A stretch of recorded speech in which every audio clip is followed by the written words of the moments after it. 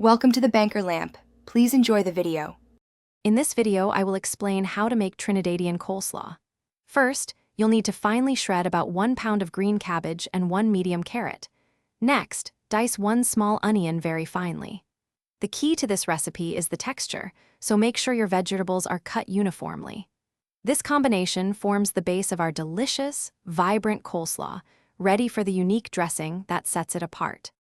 Once your cabbage and carrot are finely shredded and your onion is diced, it's time to combine them.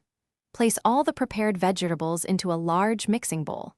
This ensures an even distribution of ingredients before we add the dressing.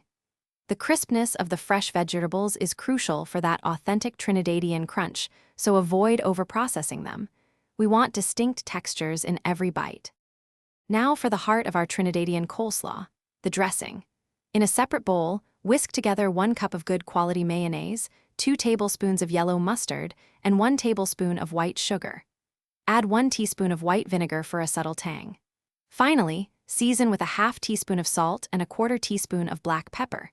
Mix until smooth and creamy, ensuring all ingredients are well incorporated for that perfect balance of sweet, tangy, and savory.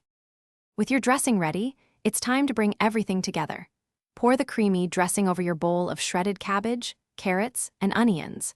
Gently fold the dressing into the vegetables, ensuring every piece is thoroughly coated. Avoid overmixing to maintain the crispness. Chill the coleslaw for at least 30 minutes before serving to allow the flavors to meld beautifully. This Trinidadian coleslaw is perfect as a side dish for any meal. Check the description for a link to the Echo Dot and other great deals. Thanks for watching. If this was helpful, leave a like and consider subscribing. See you next time.